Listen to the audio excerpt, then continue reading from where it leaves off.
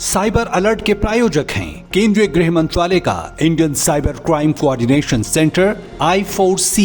Cyber अपराधियों का मत लो tension, stop, think and then take action. और केंद्रीय इलेक्ट्रॉनिकी और सूचना प्रौद्योगिकी मंत्रालय, सतर्क रहें, साइबर सुरक्षित रहें। फिल्में हम सबको बहुत पसंद है, एंटरटेनमेंट हम सभी चाहते हैं, लेकिन साइबर दुनिया में जब आप पायरेटेड फिल्मों को डाउनलोड करते हैं तो उससे हो सकते हैं क्या खतरे। आपके फोन में डेटा चुराने वाले एप्लेट्स, स्क्रिप्ट्स इंस्टॉल हो जाते हैं। वो न सिर्फ आपका डेटा चुराते हैं बल्कि आपके फोन से पैसे भी गायब कर देते हैं। युवा वर्ग जो है पायरेटेड कंटेंट की तरफ ज़्यादा आकर्षित होती है। भारत सरकार के कई प्लेटफॉर्म भी हैं जहां पर इन पायरेटेड कंटेंट को रिपोर्ट करके उनका टेक डाउन भी किया जाना संभव हो पाया है। किसी भी अनऑथराइज्ड सोर्स से कोई भी कंटेंट डाउनलोड ना करें। Hello and welcome to cyber alert. इस बार वीकेंड पर क्या प्लान कर रहे हैं आप? मूवी देखने का प्लान है क्या? कहाँ? थिएटर में या फिर घर पर, OTT पर? आज मैं जिस मुद्दे पर बात करूंगी वो फिल्मों से ही जुड़ा है। वो डायलॉग याद है ना आपको? फिल्में सिर्फ 3 चीजों से चलती हैं, एंटरटेनमेंट, एंटरटेनमेंट, एंटरटेनमेंट। और आज के डिजिटल दौर में इस एंटरटेनमेंट को मुफ्त में पाने के लिए कोई कुछ भी करेगा, फिर चाहे पायरेटेड फिल्में ही क्यों ना देखनी हो, जिनसे होता है बड़ा साइबर खतरा। आप देख रहे हैं साइबर अलर्ट और आपके साथ मैं हूं ममता चोपड़ा।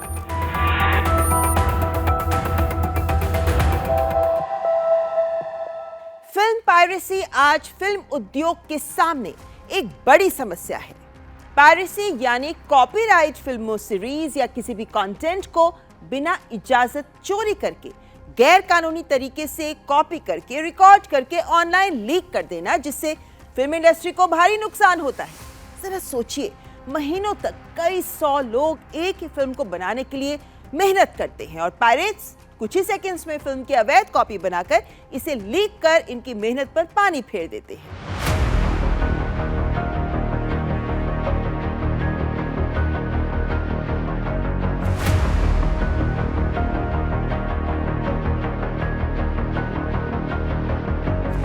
ऑनलाइन पायरेसी अब कोई छोटी मोटी चिंता नहीं रही, बल्कि डिजिटल जमाने में अब ये मेन स्ट्रीम में छाई है। भारत की पायरेसी इकोनॉमी 2023 में 22,400 करोड़ रुपए थी। इनमें से 13,700 करोड़ मूवी थिएटर के पायरेटेड कंटेंट से और 8,700 करोड़ OTT प्लेटफॉर्म के कंटेंट से ही कमाए गए।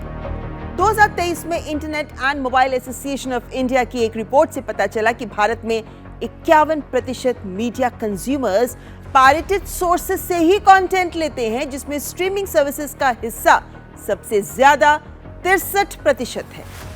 इसमें 4,300 करोड़ रुपए तक का GST का नुकसान का भी अनुमान है। और 2025 से 29 के बीच पायरेसी से इंडस्ट्री की 10% से ज्यादा कमाई के नुकसान का भी अनुमान है। ऑनलाइन दुनिया एक ऐसा खुला मंच बन गया है जहां फल फूल रहा है ये अवैध उद्योग। नया, सबसे खतरनाक और सबसे तेजी से फैलता तरीका है टेलीग्राम मूवी चैनल्स या फिर व्हाट्सएप पर शेयर किए गए लिंक्स। टेलीग्राम तो पायरेटेड फिल्मों के लिए नया केंद्र बन गया है, जहां लोग लेटेस्ट फिल्में, OTT शोज और थिएटर रिलीज बिना लाइसेंस के उपलब्ध कराते हैं। मूवी लीक होते ही 5 से 15 GB की फाइल को कंप्रेस करके कई हिस्सों में अपलोड किया जाता है। OTT सीरीज भी लीक होती है। 2 GB, 4 GB, 6 GB वर्जन्स भी उपलब्ध हैं। फेक गूगल ड्राइव लिंक्स दिए जाते हैं। लेकिन बड़ा सवाल ये है कि टेलीग्राम कैसे भारत में पायरेटेड फिल्मों का बड़ा सोर्स बन गया है, क्योंकि टेलीग्राम पर चैनल्स और ग्रुप्स बनाना बहुत आसान है। कोई भी व्यक्ति कुछ ही सेकंड्स में हजारों लोगों वाला चैनल बना सकता है, वो भी बिना किसी ID वेरिफिकेशन के। और कोई भी व्यक्ति ये चैनल ज्वाइन भी कर सकता है। तो पायरेटेड फिल्में अपलोड करने वालों के लिए लोगों तक पहुंचना आसान हो जाता है। इसमें फाइल अपलोड लिमिट भी बहुत बड़ी है, मतलब एक बार में अपलोड कर सकते हैं 2 GB तक का डेटा। दूसरे ऐप्स में 2 GB तक की फाइल भेजना संभव नहीं होता, और दूसरे ऐप्स में जहां पुरानी फाइलें हट जाती हैं, टेलीग्राम में फाइल्स क्लाउड में हमेशा उपलब्ध रहती हैं। इसीलिए एक चैनल डिलीट होने पर कुछ ही घंटों में नया चैनल बन जाता है इन्हीं फाइल्स के साथ। यही नहीं बल्कि टेलीग्राम पायरेसी फैलाने वालों को असली नाम छिपाकर, फोन नंबर ना दिखाते हुए फेक यूजर नेम्स यूज करने की भी सुविधा दे रहा है। इससे पकड़े जाने का जोखिम कम हो जाता है। टेलीग्राम चैनल ब्रॉडकास्ट प्लेटफॉर्म है। एक व्यक्ति जब फिल्म डालता है तो वो लाखों सब्सक्राइबर्स तक एक ही क्लिक में भेजी जाती है। ये वेबसाइट्स या टॉरेंट से भी तेजी से फैलती हैं और यहाँ इंस्टेंट फॉरवर्डिंग भी होती है, यानी पायरेसी वायरल हो जाती है। इसीलिए टेलीग्राम गढ़ बन रहा है पायरेसी का। कई टेलीग्राम चैनल बॉट्स का भी इस्तेमाल करते हैं जो फिल्में एक्सट्रैक्ट करते हैं, करेक्ट प्रिंट चुनते हैं, ऑटो अपलोड करते हैं, हाई स्पीड डिलीवरी देते हैं और ये सब ऑटोमेटेड होता है। ऐसा नहीं है कि टेलीग्राम एक्शन नहीं लेता, वेबसाइटें ब्लॉक की जाती हैं, लेकिन टेलीग्राम एक ऐप है तो चैनल्स का पता बदल जाता है। एडमिन नए लिंक्स हर दिन बना देते हैं। इसे पायरेसी आसानी से वापस शुरू हो जाती है। टॉरेंट का भी लोग यूज करते हैं, जिसे कई देशों में ब्लॉक भी किया गया है, लेकिन वीपीएन के साथ ये भी यूज किया जा रहा है। इसीलिए फिल्म निर्माता भी पूछ रहे हैं कि कैसे फिल्में टेलीग्राम पर रिलीज के अगले ही दिन उपलब्ध हो जाती हैं। वैसे थिएटर में भी पायरेसी होती है। एक्स प्लेटफॉर्म पर एक यूजर ने ही बताया कि ब्रैड पिट की F1 फिल्म के शो के दौरान 4 से 5 दर्शकों को उसने खुद फिल्में रिकॉर्ड करते हुए देखा, जबकि वहां कोई स्टाफ नहीं था। इल्लीगल स्ट्रीमिंग एप्स भी इसके बड़े सोर्स हैं। ये एंड्रॉयड एपीके के जरिए काम करते हैं, प्ले स्टोर पर नहीं मिलते, लेकिन Google search, Telegram, Facebook ads और व्हाट्सएप लिंक से इंस्टॉल कराए जाते हैं। यानी थर्ड पार्टी एप्स हैं ये जो सेफ नहीं होते, जैसे APK apps Stremio, moviePI.net, Nova TV, the Pirate Bay, Flick Vision, 123 movies आदि। फहरिस्त बहुत लंबी है। ये असली ओटीटी एप्स के क्लोन्स बना लेते हैं जो बिल्कुल Netflix, Hotstar, Soni live, ZEE5 जैसे ही असली ओटीटी का यूजर इंटरफेस होता है, ताकि आपको लगे कि ये असली ओटीटी प्लेटफॉर्म ही है। आप आकर्षित हो जाते हैं। लेकिन ध्यान रखें, दुनिया में कुछ भी फ्री में नहीं मिलता। तो ये भी जान लीजिए कि इन तरीकों में फिल्मों के साथ साथ ये फिल्म के नाम पर और क्या क्या लेते हैं और क्या क्या यहाँ होता है। इनमें हो सकते हैं इंजेक्टेड कोड्स, वो खतरनाक कोड जो किसी सामान्य से दिखने वाली फाइल, वेब पेज या डॉक्यूमेंट में छिपा कर डाला जाता है। क्यों छिपा कर? इसलिए कि ये कोड आपकी जानकारी चुराने के लिए डाले जाते हैं। उदाहरण के लिए 2021 में साइबर सुरक्षा फर्म रीजन लैब्स के शोधकर्ताओं को स्पाइडरमैन नो वे होम इस फिल्म के पायरेटेड डाउनलोड्स में क्रिप्टो माइनिंग मैलवेयर मिला। इससे होता क्या है? इससे पर्सनल डिवाइस और कॉर्पोरेट नेटवर्क दोनों को नुकसान पहुंचा था, क्योंकि ये मैलवेयर एक टॉरेंट फाइल के रूप में छिपा हुआ था जिसका नाम था spiderman.exe फाइल थी ये। डाउनलोड और इंस्टॉल होने के बाद मैलवेयर उपयोगकर्ता के कंप्यूटर के सीपीयू के संसाधन का उपयोग करके क्रिप्टो करेंसी माइनिंग करता था, जिससे सिस्टम स्लो हो जाता था, बिजली का बिल बढ़ जाता था। एक्सपर्ट्स ने अवैध स्रोत से सामग्री डाउनलोड करने से बचने की तब भी चेतावनी दी थी और फाइल एक्सटेंशंस को चेक करने की भी सलाह दी थी, क्योंकि ध्यान दें, मूवी फाइल आमतौर पर MP4 होती है, ना कि exe फाइल जो इस लिंक में थी। इसी तरह की लॉगर्स भी डाउनलोड हो सकते हैं इन पायरेटेड फिल्म्स के माध्यम से। की लॉगर एक ऐसा मैलवेयर है जो बैकग्राउंड में चुपचाप चलता रहता है और कीबोर्ड पर आप जो भी टाइप करते हैं ये उसे रिकॉर्ड करता है। यानी आप जो भी पासवर्ड्स, OTPs, कार्ड नंबर आदि अपनी जानकारी टाइप करते हैं किसी भी वेबसाइट के लिए, ये टाइपिंग के माध्यम से उस जानकारी को चुरा सकता है। टोकन स्निफिंग स्क्रिप्ट्स का भी खतरा रहता है। मतलब जब कोई यूजर किसी एप्लीकेशन में लॉगिन करता है, अपने लैपटॉप पे किसी एप्लीकेशन या वेबसाइट पर जाते हैं, तो सिस्टम एक ऑथेंटिकेशन टोकन बनाता है, जैसे सेशन कुकी। इस टोकन के कारण जब आप दोबारा उस एप्लीकेशन पर जाते हैं तो फिर आपको लॉगिन करने की जरूरत नहीं पड़ती। ये टोकन आपके डिवाइस पर आपके ब्राउजर स्टोरेज, मेमोरी या फिर सेशन कुकीज में ही सुरक्षित रहता है, ताकि उसकी पहचान बनी रहे और सेशन भी एक्टिवेटेड रहे। थ्रेट एक्टर्स किसी तरह इस टोकन को उसके वैलिड रहने के दौरान ही चुरा लेते हैं। जाहिर है उन मैलवेयर्स के माध्यम से जो फिल्म्स के डाउनलोड से आपको मिलते हैं। जब आप इस टोकन को अपने ब्राउजर में डालते हैं तो आप यूजर के अकाउंट तक पहुंच सकते हैं और इस तरह वो आपको इम्पर्सोनेट कर सकते हैं, मतलब यूजर के रूप में खुद को पेश करते हैं। संवेदनशील डेटा चुराना या फिर कोई भी दूसरा खतरनाक काम ये इस तरह कर सकते हैं और इसे कहते हैं यूजर के सेशन को हाईजैक करना। टोकन से वो आपके लॉगिन को यूज कर सकते हैं, जिसके लिए उन्हें आपके पासवर्ड की भी जरूरत नहीं पड़ती। कोई भी चीज जो आपको फ्री में मिल रही है, दरअसल वो फ्री नहीं है। सबसे ज्यादा मैलवेयर पूरी दुनिया में पायरेटेड कंटेंट के थ्रू भेजे जाते हैं।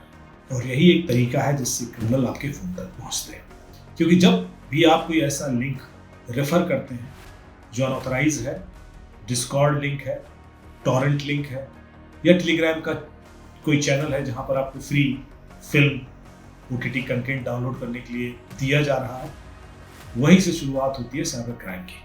आपके फोन में डेटा चुराने वाले एप्लेट्स, स्क्रिप्ट्स इंस्टॉल हो जाते हैं। वो न सिर्फ आपका डेटा चुराते हैं बल्कि आपके फोन से पैसे भी गायब कर देते हैं। ध्यान दें, जब आप किसी वेबसाइट के कुकीज को सेव करते हैं तो वो कुकीज आपके ब्राउजर की सारी एक्टिविटीज को भी ट्रैक कर सकते हैं। अगर कभी आपका ब्राउजर स्लो हो जाए तो कहा जाता है कि कुकीज को क्लियर कर दे, जो आपको वक्त वक्त पर करते रहना चाहिए। इसके लिए आप सेटिंग्स में जाएं, प्रिवेसी में जाके थर्ड पार्टी कुकीज को सबसे पहले ब्लॉक कर दें और इसे ब्लॉक ही रखें। इसके बाद सेटिंग्स के प्रिवेसी में ही delete browsing data, cookies, cache clear कर दें। यहाँ पर आपको ज़ॉम्बी कुकीज के बारे में भी बताना चाहेंगे, जो और बड़ी समस्या है, जो ऐसे ही मैलवेयर या पायरेटेड फिल्म्स के माध्यम से आपके सिस्टम में आ जाती हैं। ज़ॉम्बी कुकीज ऐसी ट्रैकिंग तकनीक होती है जो आपके ब्राउजर से कुकीज को हटाने के बाद भी दोबारा अपने आप वापस आ जाती हैं, और इसीलिए तो इन्हें ज़ॉम्बी कहा जाता है। दरअसल ज़ॉम्बी कुकीज आपकी पहचान को कई जगहों पर एक साथ सेव कर लेती हैं बिना आपकी परमिशन के, और आपकी गोपनीयता पर हमला करती हैं। कई देशों में इन पर कानूनी कार्यवाही भी हो चुकी है क्योंकि ये खतरनाक होती हैं, लेकिन ऐसा नहीं है कि आप इनसे बच नहीं सकते। इनसे बचने के लिए थर्ड पार्टी कुकीज को ब्लॉक करें। रेगुलरली आप अपना कैशे और लोकल स्टोरेज भी क्लियर करते रहें। uBlock Origin जैसे प्रिवेसी एक्सटेंशंस भी आप यूज कर सकते हैं। इनकॉग्निटो मोड में भी आप ब्राउज कर सकते हैं। कुकी ऑटो डिलीट जैसा एक्सटेंशन भी आप इस्तेमाल करें। पायरेटेड फिल्में डाउनलोड करने पर स्क्रीन ओवरले अटैक्स भी हो सकते हैं। क्या होता है ये भी एक साइबर हमला ही होता है, जिसमें आप जब किसी वैध लीगल ऐप या वेबसाइट को खोलते हैं तो उसी समय ये जो मैलवेयर डाउनलोड हुआ है ना इस पायरेटेड फिल्म के माध्यम से, ये मैलवेयर असली ऐप स्क्रीन पर एक नकली स्क्रीन खोल देता है जो असली ऐप जैसी ही दिखती है। यूजर समझ नहीं पाता और उसी में अपना पासवर्ड और डेटा डाल देता है, जिससे हमलावर वो डेटा चुरा लेता है। थर्ड पार्टी स्ट्रीमिंग वेबसाइट्स के जरिए भी ब्राउजर बेस्ड पायरेसी होती है। ये वेबसाइट्स फिल्मों को, वेब सीरीज को, इनकी कॉपी को सोशल मीडिया या फिर किसी सर्वर से हासिल करके बिना अनुमति अपनी वेबसाइट पर स्ट्रीम कर देती हैं। इनका असली OTT प्लेटफॉर्म से कोई संबंध नहीं होता। यूजर सीधे अपने ब्राउजर पर बिना किसी ऐप के ही इसे देख सकता है, लेकिन ये कंटेंट कॉपीराइट का उल्लंघन होता है। वैसे भी ऐसी साइट्स बहुत खतरनाक होती हैं। बहुत सी एड्स, पॉपअप्स या फिर रीडायरेक्ट्स दिखाती हैं, मैलवेयर डाल सकती हैं, ब्राउजर स्लो कर सकती हैं, फिशिंग या फ्रॉड लिंक्स दिखाती हैं, और इनमें नकली प्ले, डाउनलोड, स्टार्ट के बटन भी दिखते हैं जो एक्चुअली मैलवेयर होता है। ये बहुत ज़्यादा चमकीले या फिर बड़े बटन की तरह होते हैं आपके अटेंशन अट्रैक्ट करने के लिए। जैसे आप इन्हें क्लिक करते हैं वैसे ही नई वेबसाइट ओपन हो सकती है, या फिर आप किसी बैटिंग, कैसीनो या रैंडम साइट पर रीडायरेक्ट हो सकते हैं। तो ये 100% फेक बटन्स हैं, लेकिन इनसे भी बचना मुश्किल नहीं है। ये सब ना हो इसके लिए उपाय वही है जो मैं आपको बताती रहती हूँ। ऐप इंस्टॉल करने से पहले परमिशंस को ध्यान से देखें। बहुत बार ड्रॉ ओवर अदर ऐप्स की परमिशन मांगते हैं। ऐसी अनुमति किसी अनजान ऐप को नहीं देनी है। प्ले स्टोर या ऐप स्टोर के बाहर से यानी थर्ड पार्टी ऐप्स इंस्टॉल ना करें। अगर कोई ऐप अचानक कोई लॉगिन पॉपअप दिखाए तो सावधान हो जाए। एंटीवायरस, एंटी मैलवेयर का भी उपयोग जरूर करें।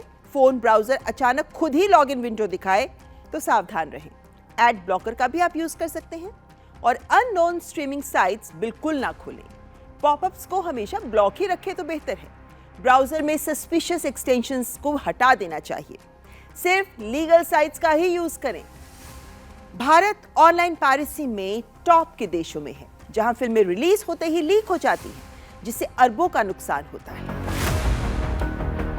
जहां एक तरफ से 2023 में भारत में 30,400 करोड़ का नुकसान हुआ पायरेसी के कारण, 60,000 लोगों की जॉब इंपैक्टेड हुई है, वहीं दूसरी तरफ लाखों करोड़ का नुकसान हुआ आम आदमी का पायरेसी के कारण। ऐसे में जरूरत है कि आप सतर्क रहें और किसी भी अनऑथराइज्ड सोर्स से कोई भी कंटेंट डाउनलोड ना करें, भले वो अभी रिलीज हुई फिल्म ही क्यों ना हो। ध्यान रखें, आपका एक क्लिक आपका बैंक अकाउंट खाली कर सकता है। वैसे क्या आप जानते हैं कि 20वीं सदी के आरंभ से ही जब से फिल्में बनने शुरू हुई हैं, तभी से पायरेसी की समस्या से निपट रहे हैं फिल्म निर्माता। भारत में इसकी शुरुआत 1960-70 के दशक में हुई, जब फिल्मों की रील की कॉपी चोरी छिपे बनाई जाती थी। फिर 80-90 के दशक में VHS और वीडियो कैसेट्स आए।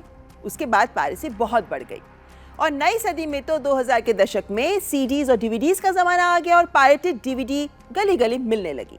2010 के बाद इंटरनेट आने के बाद अब piracy torrents, Telegram channel, websites और कैम प्रिंट के रूप में सबसे बड़ा पायरेसी का तरीका बन चुका है।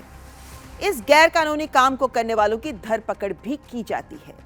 नोएडा पुलिस ने एक बड़े साइबर फ्रॉड रैकेट का भंडाफोड़ किया, जो विदेशों में रह रहे भारतीय नागरिकों को निशाना बनाकर OTT प्लेटफॉर्म्स की अवैध स्ट्रीमिंग बेचते थे। पुलिस जांच में सामने आया कि आरोपी एक विशेष सॉफ्टवेयर के जरिए OTT प्लेटफॉर्म का कंटेंट एंड्रॉयड डिवाइस पर लाइव स्ट्रीमिंग की तरह दिखाते थे। शुरुआत में तो ग्राहकों को बहुत कम कीमत पर सब्सक्रिप्शन देते थे, लेकिन बाद में सब्सक्रिप्शन बंद कर रिन्यूअल के नाम पर बार-बार पैसे वसूलते थे। हर कनेक्शन को $100 से $300 में बेचा जाता था। Fake connections. आरोपियों ने स्वीकार भी किया कि वेब बिज सर्विसेज LLC के नाम की एक फर्जी कंपनी के नाम पर यह धंधा चलता था। वो बिना किसी लाइसेंस के OTT सामग्री को कैप्चर करके उसके अवैध स्ट्रीमिंग कर देते थे, जिससे ग्राहकों को लगता था कि वो वैध सब्सक्रिप्शन ही ले रहे हैं। इसी तरह Telangana police, Indian cyber crime coordination centre और Telugu film chamber of commerce के एंटी वीडियो पायरेसी सेल की मिलीजुली और लगातार कोशिशों ने इंडस्ट्री के सबसे मुश्किल पायरेट्स को पकड़ लिया, जिसमें सिरिल राजा अमलादोस, जो नई रिलीज को कई सिंडिकेट्स तक पहुंचाता था, और आई बोमा का रवि इम्माडी भी शामिल था, जो 65 से ज्यादा मिरर वेबसाइट चलाता था, जो नई रिलीज हुई तेलुगु फिल्मों के HD प्रिंट्स रखते थे। इसने तो पायरेसी वेबसाइट के माध्यम से 50 लाख लोगों का डेटा भी हासिल कर लिया था, जिसका जाहिर है साइबर अपराधों में दुरुपयोग हो सकता था। इसने एक्सटर्नल हार्ड ड्राइव पर ही फिल्मों की बैकअप कॉपी रखी थी, यानी डोमेन ब्लॉक होता था तो वो तुरंत नया डोमेन लॉन्च कर देता था। यहाँ पर यह जानना बहुत जरूरी है कि इस संदर्भ में कानून क्या कहता है, बताएंगे आपको, लेकिन उससे पहले यहाँ रुकेंगे एक ब्रेक के लिए। बने रहें हमारे साथ, देखते रहें cyber alert. Stock market champs पैसा डबल करे? और शर्मा जी ग्रुप ज्वाइन कर लिया? हाँ, पर आप लोग कौन? हम इस स्टॉक मार्केट फ्रॉड ग्रुप के मेंबर्स। और ये मास्टरमाइंड। बस अब आपको फंसाएंगे। और उसके लिए फेक स्क्रीनशॉट मैं बनाऊंगा। और मैं फर्जी बैंक स्टेटमेंट्स। और मैं फेक ऐप डाउनलोड करवाऊंगा जो बिल्कुल रियल लगेगी। शुरू में पैसा बनेगा और फिर लालची शर्मा और पैसा लगाएगा। उसके बाद शर्मा जी स्कैमर बता के नहीं आता, पर आपके लालच का फायदा उठा के सब ले जाता है। साइबर क्राइम से बचना है तो रुको, सोचो, फिर एक्शन लो। व्यक्तिगत जानकारी के लिए ऑनलाइन अनुरोधों से रहें सावधान। कुछ भी जानकारी देने से पहले जरूर सोचें। कोई भी वैधानिक कंपनी फोन या इंटरनेट पर आपसे निजी जानकारी कभी भी नहीं मांगती, इसलिए ऐसे कॉल या ईमेल आने पर अपनी जानकारी देने से पहले समझदारी दिखाएं और सावधानी बरतें।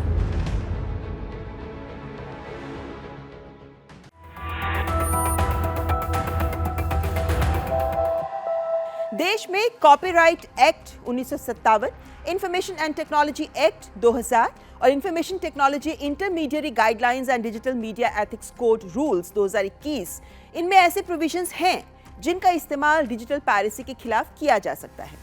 भारत सरकार ने इसे रोकने के लिए सिनेमेटोग्राफी एक्ट 2023 में संशोधन करके सख्त कानून भी बनाए, जिसमें कैद और जुर्माने का भी प्रावधान है। लेकिन टेलीग्राम जैसे प्लेटफॉर्म्स के कारण ये समस्या अभी भी बहुत बड़ी है। क्या कहता है ये एक्ट? ये एक्ट कहता है कि बिना अनुमति फिल्म रिकॉर्ड करना, बिना परमिशन के फिल्म को इंटरनेट पर प्रसारित करना, बिना अनुमति फिल्म को दिखाना, ये सब अपराध माने जाएंगे और इसके लिए 3 महीने से 3 साल तक जेल और भारी जुर्माना भी हो सकता है। आईटी अधिनियम 2000 के अंदर जो धारा 66 आती है, उसके अंतर्गत जो है आप दंड के प्रावधान दिए गए हैं। उसके बाद कॉपीराइट एक्ट आता है 1952 का, जिसके अंदर भी प्रावधान दिए गए हैं जो कॉपीराइट एक्ट के उल्लंघन के लिए सामने आते हैं। इसके अलावा हमारे पास अन्य विधायी प्रावधान है, जिसमें टेलीग्राफ एक्ट है, जिसमें अभी हाल ही में कई सारे महत्वपूर्ण बदलाव भी किए गए, जिससे कॉपीराइट से जुड़े हुए जितने भी उल्लंघन के मामले हैं उसमें कड़े से कड़े कदम उठाने की बात की गई है, जिसमें सज़ा का जो प्रावधान है वो 3 महीने से लेकर 3 साल तक और 3 लाख रुपए तक के जुर्माने का भी प्रावधान है। मिनिस्ट्री ऑफ इंफॉर्मेशन ब्रॉडकास्टिंग जो एक नोडल अधिकारी हैं उनके वो सहयोग पोर्टल का इस्तेमाल करके ऐसे कंटेंट को रिमूव करने के लिए जिस भी प्लेटफॉर्म पर ये कंटेंट उपलब्ध होते हैं उनको वो भेजते हैं और ये वो प्लेटफॉर्म जो है इन पायरेटेड कंटेंट को रिमूव करते हैं, इनके एक्सेस को डिसेबल करते हैं। पायरेसी जो है वो नहीं होनी चाहिए और जितने भी ये ऐप्स हैं ये रेगुलेटेड ऐप्स नहीं होते हैं, ये लाइसेंस्ड ऐप नहीं होते हैं इन कंटेंट को दिखाने के लिए। वैसे देखा जाए तो यूजर जानबूझकर कोई अवैध कंटेंट डाउनलोड या स्ट्रीम करता है तो जाहिर है कि वो भी तो कॉपीराइट कानून का उल्लंघन ही कर रहा है ना, ये माना जा सकता है। भारतीय फिल्म उद्योग लंबे समय से ऑनलाइन वीडियो पायरेसी का शिकार रहा है। कितनी ही फिल्में आधिकारिक रिलीज डेट से एक दिन पहले ही इंटरनेट पर लीक कर दी जाती हैं। कई क्रिमिनल केसेस अभी भी कोर्ट में हैं, गिरफ्तारियां भी हुई हैं लेकिन केस में सजा नहीं हुई है। जैसे 2015 में जबलपुर पुलिस ने एक पायरेसी सिंडिकेट को गिरफ्तार किया था जो बाहुबली की पायरेसी के लिए जिम्मेदार था, जो अब तक की सबसे ज्यादा कमाई करने वाली भारतीय फिल्मों में से एक है। आरोपियों को ट्रायल कोर्ट से जमानत मिल गई थी, हालांकि मामला अभी भी पेंडिंग है। 2022 में महाराष्ट्र साइबर सेल ने भी स्टार इंडिया और वाईकॉम 18 की मदद से नियम तोड़ने वाली IPTV सर्विस थॉप टीवी के ऑपरेटर को गिरफ्तार किया। मामला अभी चल रहा है। 2024 में एनफोर्समेंट डायरेक्टोरेट के फेयर प्ले के खिलाफ कार्रवाई की गई, जो एक गैर कानूनी बेटिंग प्लेटफॉर्म था जो IPL के मैचों की गैर कानूनी तरीके से स्ट्रीमिंग कर रहा था। फेयर प्ले के प्रमोटर्स को भी गिरफ्तार किया गया। मामला चल रहा है। फिल्म जितनी बड़ी होगी पायरेसी के चांसेस उतने ही ज्यादा होंगे। सूचना और प्रसारण मंत्रालय एंटी पायरेसी मैकेनिज्म को मजबूत करते हुए डिजिटल प्लेटफॉर्म पर कॉपीराइट उल्लंघन के बढ़ते खतरे को रोकने के लिए विभिन्न हितधारकों के बीच कोऑर्डिनेशन बढ़ाने और पूरे एनफोर्समेंट इकोसिस्टम को बेहतर बनाने के लिए एक इंटर एजेंसी फ्रेमवर्क बनाने में भी प्रयासरत है, ताकि एक unified national anti piracy strategy तैयार हो सके। कार्यक्रम में यहां रुकेंगे एक और ब्रेक के लिए, लेकिन ब्रेक के बाद हाजिर होंगे रेड अलर्ट के साथ। देखते रहें साइबर अलर्ट।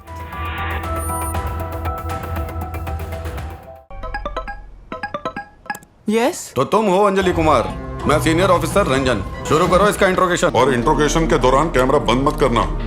तुम्हारा अरेस्ट वारंट। तो कौन से टेररिस्ट ग्रुप से हो? Terrorist group? तुम्हारे पार्सल में जो ड्रग्स, फेक पासपोर्ट, वो कहाँ भेजे जा रहे थे? ये सब मेरा नहीं है सर। तुम्हारा आधार 4342 से एंड होता है? हाँ। इससे कई बैंक अकाउंट्स लिंक्ड हैं। मनी लॉन्ड्रिंग का भी केस है तुम पे। कोर्ट प्रोसेस के लिए बैंक अकाउंट लॉगिन करो और स्क्रीन शेयर करो। अब FD तोड़ो और सारा अमाउंट कोर्ट के अकाउंट में ट्रांसफर करो। पैसे आ गए। अब बस थोड़ी देर में केस का स्टेटस समझ आ जाएगा। याद रखें, असली पुलिस ऑफिसर्स कभी वीडियो कॉन्फ्रेंसिंग एप्स द्वारा इंटरोगेशन नहीं करते हैं, ना ही आपके फाइनेंशियल डिटेल्स मांगते हैं। ऐसे कोई भी कॉल्स आए तो तुरंत डिस्कनेक्ट करें और नेशनल साइबर क्राइम हेल्पलाइन 1930 पे रिपोर्ट करें। व्यक्तिगत जानकारी के लिए ऑनलाइन अनुरोधों से रहें सावधान। कुछ भी जानकारी देने से पहले जरूर सोचें।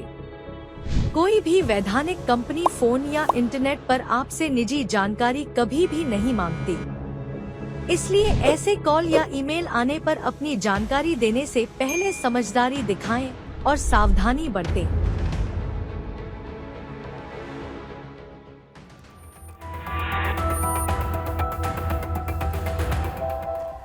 गृह मंत्रालय ने Indian cyber crime coordination centre और साइबर दोस्त के माध्यम से पिकाशो ऐप को लेकर गंभीर चेतावनी जारी की है और कहा है कि पिकाशो एक असुरक्षित ऐप है जिस पर दिखाया जाने वाला कंटेंट पायरेटेड होता है। इस ऐप के जरिए आपके फोन में मैलवेयर या स्पाईवेयर प्रवेश कर सकता है। इससे आपकी निजी जानकारी, फोटो, कॉन्टैक्ट्स और यहाँ तक कि बैंकिंग डिटेल्स भी लीक होने का खतरा रहता है। ऐसे ऐप पर कंटेंट देखना कानूनी अपराध भी है। तो आप समझ गए ना कि एंटरटेनमेंट जरूरी है, लेकिन सेफ सोर्स से। और ये जो ऑनलाइन दुनिया है ना, डिजिटल वर्ल्ड, यहाँ बहुत कुछ अनसेफ होता है, लेकिन जानकारी के अभाव में बहुत से लोग इसको यूज भी करते रहते हैं। बात पायरेटेड फिल्मों की ही कर रही हूँ। इसीलिए बहुत जरूरी है कि इस जानकारी को आप अधिक से अधिक लोगों तक पहुंचाएं और हमें भी ईमेल के माध्यम से अपना फीडबैक जरूर दें। हमारा ईमेल ID cyberalert.ednews@gmail.com। तो अगले हफ्ते फिर हाजिर होंगे एक और महत्वपूर्ण विषय के साथ। तब तक हमारी पूरी टीम को दीजिए इजाजत। नमस्कार, जय हिंद। साइबर अलर्ट के प्रायोजक थे केंद्रीय गृह मंत्रालय का Indian cyber crime coordination centre I4C। Cyber अपराधियों का मत लो tension, stop, think and then take action. और केंद्रीय इलेक्ट्रॉनिकी और सूचना प्रौद्योगिकी मंत्रालय, सतर्क रहें, साइबर सुरक्षित रहें।